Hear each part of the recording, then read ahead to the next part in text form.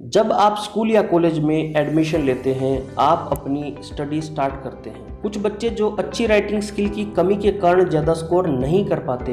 Writing skill को बढ़ाने के लिए जहां लगातार आपको प्रैक्टिस करने की आवश्यकता होती है, वहीं आपको कैसे आंसर देना है, कैसे प्रेजेंट करना है, ये भी पता होना चाहिए। लोगों को अपने करियर जॉब में भी राइटिंग स्किल के बहुत बड़े फ़ायदे मिलते हैं। सभी अपने एग्ज़ाम में अच्छा स्कोर, अच्छा प्रेजेंट करना चाहते हैं, लेकिन फिर भी कुछ गलतियां बार बार में दोहराते हैं और कुछ बच्चों को पता ही नहीं होता कि वो कौन सी गलतियां कर रहे हैं। हम उन सारी कमियों को, उन गलतियों को दो भागों में बांटते हैं। पहला तो आपका पेपर मिलने से पहले और दूसरा पेपर मिलने के बाद। सबसे पहला काम, जैसे आपको क्वेश्चन पेपर मिले, आप उसको पढ़ें ज़रूर, लेकिन उसमें बहुत ज़्यादा समय ना लगाएं। यहाँ से बचाया हुआ समय आप अपने पेपर में लगा सकते हैं और सबसे पहले पेपर स्टार्ट कर सकते हैं। दूसरा, आप अपनी आंसर शीट को मिलते ही चेक करें कि वो कहीं से ख़राब तो नहीं, कटी फटी तो नहीं। उसके पेज आप पलट कर देख सकते हैं। कभी कभी ऐसा होता है कि आपको बाद में पता चलता है कि आंसर शीट ख़राब है और तब तक काफ़ी समय ख़राब हो चुका होता है। बहुत सारे बच्चे रोल नंबर लिखने में भी गड़बड़ करते हैं। जब आप अपना रोल नंबर लिख लें, तब उसको क्रॉस वेरिफिकेशन कर सकते हैं। क्वेश्चन पेपर जैसे आपको मिले, मैंने आपको बताया था कि उस पर ज़्यादा समय नहीं लगाना, लेकिन टाइम मैनेजमेंट आप अपने घर से करके चल सकते हैं। मान लीजिए आपका क्वेश्चन पेपर है 3 आवर्स का, 3 घंटे का आपका पेपर है और आपके पास 5 क्वेश्चन हैं, तो इस तरह से आप अपना टाइम मैनेजमेंट कर सकते हैं और उस क्वेश्चन को बांट सकते हैं। इस हिसाब से आपके पास 35 मिनट होंगे एक क्वेश्चन को अटेम्प्ट करने में। बहुत सारे बच्चे जो बड़ी गलती करते हैं, वो क्या करते हैं कि सबसे पहले क्वेश्चन पेपर स्टार्ट कर देते हैं और स्टार्ट करने के बाद जैसे पहला क्वेश्चन होता है, उसमें पूरा का पूरा 60 मिनट 55 मिनट खराब कर देते हैं। लेकिन वो आपने एक्स्ट्रा टाइम लगाया, वो एक्स्ट्रा टाइम आपने दूसरे क्वेश्चन का उसको दे दिया, तो आपके पास बाद में समय नहीं बचेगा। तो इसलिए आप ये टारगेट लेके चलें कि 35 मिनट से ज़्यादा आप किसी क्वेश्चन को ना दें। इस तरह से आप अपना टाइम मैनेजमेंट कर सकते हैं। ये सब तो क्वेश्चन पेपर स्टार्ट होने से पहले के सुझाव थे। अब बात करते हैं एग्ज़ाम स्टार्ट होने के बाद क्या करें क्या ना करें। नंबर 1, ब्लू और ब्लैक पेन का ही यूज़ करें, दूसरे कलर के पेन का यूज़ ना करें।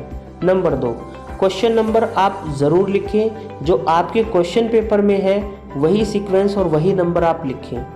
नंबर 3, कटिंग आपको नहीं करनी चाहिए, लेकिन अगर गलती से गलती हो भी जाए तो आप उसको ज़्यादा गहरा ना करें। नंबर 4, एक क्वेश्चन पर ज़्यादा टाइम नहीं लगाना चाहिए। जो आपने टाइम मैनेजमेंट की है उसी के अनुसार आप उसको टाइम दें। अगर आप चाहते हैं अपने क्वेश्चन को फ्रेम देना, तो आप मार्जिन लगा सकते हैं। लेफ़्ट और राइट में अपनी आंसर शीट में आप मार्जिन लगा सकते हैं। उसके बाद है ब्लैंक पेज ना छोड़ें। बहुत सारे बच्चे पेपर के बीच में उनके माइंड में आंसर नहीं आता, तो वो ब्लैंक पेज छोड़ते चले जाते हैं, जो एक गलत आपका नेगेटिव पॉइंट बन सकता है। इसलिए आप कोशिश करें कि ब्लैंक पेज ना छोड़ें।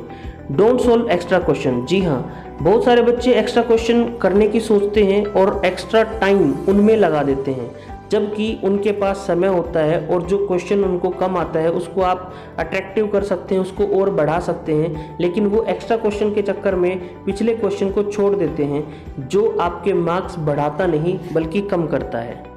अगर आपके क्वेश्चन पेपर में किसी का डिफरेंस आया हुआ है, तो आप उसको बॉक्स में लिखने की कोशिश करें ताकि आप उसको अट्रैक्टिव बना सकें। नेक्स्ट पॉइंट है हमारा स्पेस। जब आपका आंसर खत्म हो जाता है और नेक्स्ट आप क्वेश्चन स्टार्ट करते हैं, तब उसके बीच में आप 1 या 2 लाइन का और 3 लाइन का भी स्पेस आप दे सकते हैं। आंसर की लेंथ पर भी आपको ध्यान रखना चाहिए।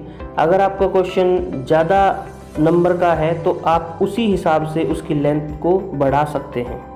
बहुत ज़्यादा खुला ना लिखें और बहुत ज़्यादा आप छोटा ना लिखें।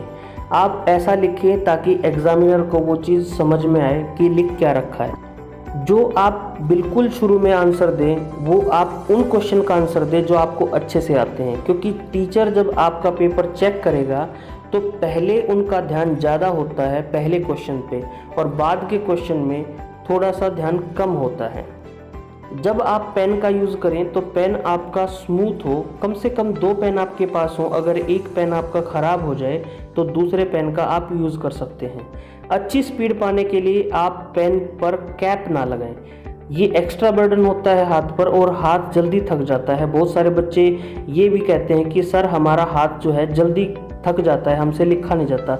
उसका एक कारण ये भी हो सकता है, आप जिस क्वेश्चन का आंसर दे रहे हैं आप उसका मीनिंग लिख रहे हैं, इंट्रोडक्शन लिख रहे हैं या डेफिनेशन लिख रहे हैं, ये आप ऊपर ज़रूर लिखें कि हम इस टॉपिक का डिफरेंस लिख रहे हैं या डेफिनेशन लिख रहे हैं। अगर आप डेफिनेशन लिख रहे हैं तो आप उसको इन्वर्टेड कोमा के अंदर लिखें। ये थी कुछ ऐसी जानकारियाँ जो मुझे लगी और मैंने आपको बताई कि इस तरह से आप इन गलतियों को ना करके अच्छा स्कोर कर सकते हैं। आप कमेंट करके बता सकते हैं कि कुछ चीज़ें जो आपके माइंड में आती हो, आप उसमें कुछ और सुधार करना चाहते हो, तो आपके सुझाव का इंतज़ार रहेगा। धन्यवाद।